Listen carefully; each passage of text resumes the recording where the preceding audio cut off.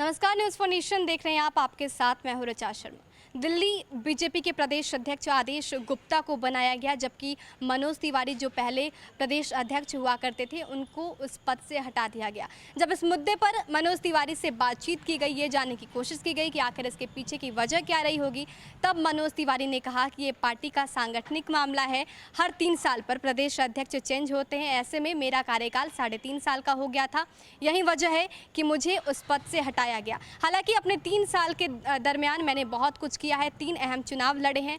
विधानसभा चुनाव की बात की जाए तो उस दरमियान मैं जीत नहीं पाया, लेकिन ऐसा पहली दफ़ा हुआ था जब 33% से बढ़कर 40% तक वोट मैंने हासिल किया था। तो कहीं ना कहीं मेरा जो योगदान है वो काफ़ी बड़ा है।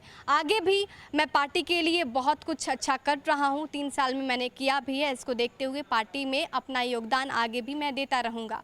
क्या कुछ कह रहे हैं मनोज तिवारी, सुनिए। बिहार रेजिमेंट के गौरवशाली बिहार रेजिमेंट के जवानों ने मुंहतोड़ जवाब दिया है। 10-10 को एक ने मारा है। ऐसे में हम सब पूरी तरह से भारत की सेना चीन को जवाब देने के लिए सक्षम है और दुनिया के किसी भी देश को जवाब देने के लिए सक्षम है। दुनिया का बहुत बड़ा एक टीम भारत के साथ है। हम बिहार के सभी लोगों को ये विश्वास दिलाते हैं कि हमारी भारत सरकार ना तो कभी झुकी है ना कभी झुकेगी। जो भी हमारे यहाँ हमला करने की कोशिश करेगा वो मुंह की खाएगा। सर, मुंहतोड़ जवाब देने के साथ साथ जो है आर्थिक कमजोर करना भी लोगों का ये बन गया। कैसे जागरूक करेंगे लोगों को? नहीं, अभी तो भारत के लोग, हम बिहार के लोग, हम सब खड़े हो जाते हैं। हम हमारे ही अर्थ पे, हमारी अर्थव्यवस्था पे चीन की अर्थव्यवस्था टिकी हुई है। हम सीमा पे भी उनका हिम्मत तोड़ेंगे और बाजार में भी उनकी हिम्मत तोड़ेंगे। बीजेपी के पूर्व प्रदेश अध्यक्ष रह चुके हैं आप। जिस तरीके से बीजेपी ने आपको दिल्ली विधानसभा के बाद हटा दिया, क्या लगता है आगे स्टैंड क्या रहेगा? ये तो संगठन की प्रक्रिया है। 3-3 साल के लिए अध्यक्ष पद होता है। हम तो 3.5 साल रह गए, लेकिन हमें इस बात की बहुत खुशी है कि हमने 3 साल में 3 चुनाव लड़े। लोकल एमसीडी के, लोकसभा के एमसीडी में हम लोगों ने बहुत भारी बहुमत से जीत हासिल की। लोकसभा में 7 की 7 सीटें जीते और विधानसभा के चुनाव में अभी तक केवल 33% वोट मिला था। हम 40% लेके आए। भले हम चुनाव नहीं जीत पाए, लेकिन हमें पूरा विश्वास है कि हमारा ये 3 साल के कार्यकाल के आधार पे आगे हम दिल्ली में लोगों को सेवा करेंगे। और बिहार के लोगों से हमारी प्रार्थना है कि वो जैसा आशीर्वाद बनाते हैं बनाए रहें। देखिए, मैं थोड़ा सुशांत जी के घर जाऊंगा, उनके परिवार से मिलूंगा और इसके बाद मैं बिहटा जाने वाला हूं शहीद सुनील कुमार जी के बच्चों से मिलने के लिए। हमने एक निर्णय लिया कि एक कदम हम लोग बढ़ाते हैं शहीदों के परिवार को अपनाने के लिए। हम जानते हैं कि हम अकेले सभी का बोझ नहीं उठा सकते, लेकिन हम एक परिवार का तो बोझ उठा सकते हैं।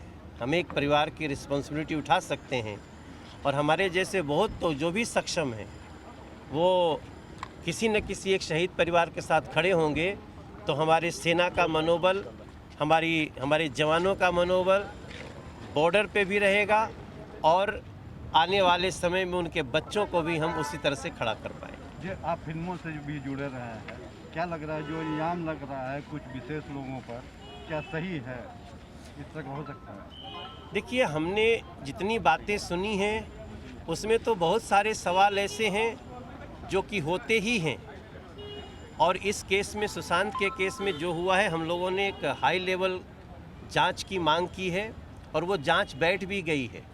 हम समझते हैं इसके जांच के आधार पे जो दोषी हैं वहाँ तक पहुँचेंगे और न्याय होना चाहिए, क्योंकि हम सुशांत को ऐसे खो करके चुप नहीं बैठना चाहते हैं। ऐसा हमने निर्णय लिया। तो मनोज तिवारी ने सफाई देते हुए ये कहा है कि 3 साल कंप्लीट होने के बाद बीजेपी के प्रदेश अध्यक्ष को चेंज किया जाता है। शायद यही वजह है कि उन्हें भी चेंज किया गया। अगर बात बीजेपी की जाए तो बीजेपी की तरफ से उस वक्त यही बयान आया था कि आदेश गुप्ता की नियुक्ति इसलिए हुई है कि 3 साल मनोज तिवारी ने अपना पूरा कर लिया था, जिसके बाद उनके पद से उनको हटाया जाना था। एक नए प्रदेश अध्यक्ष की नियुक्ति करनी थी। लेकिन अगर दूसरे तरीके से देखा जाए तो जिस तरह से दिल्ली के विधानसभा चुनाव में करारी हार मिली मनोज तिवारी को, उन्होंने पहले जिस तरह से दम दिखाया था कि इस बार 70 सीटें आएंगी, लेकिन वो नहीं मिल पाई। इसके साथ जो नतीजे आए वो बिल्कुल चौंकाने वाले थे। करारी हार मनोज तिवारी को लगी थी और शायद यही वजह है कि बीजेपी को उतना विश्वास नहीं हुआ। इसके साथ ही ऐसे कई मीम्स भी वायरल हुए थे उस दौरान मनोज तिवारी से जुड़े हुए, जिसमें ये साफ तौर पर नज़र आ रहा था कि वो रिंकिया के पापा या फिर भोजपुरी इंडस्ट्री के ही लायक हैं।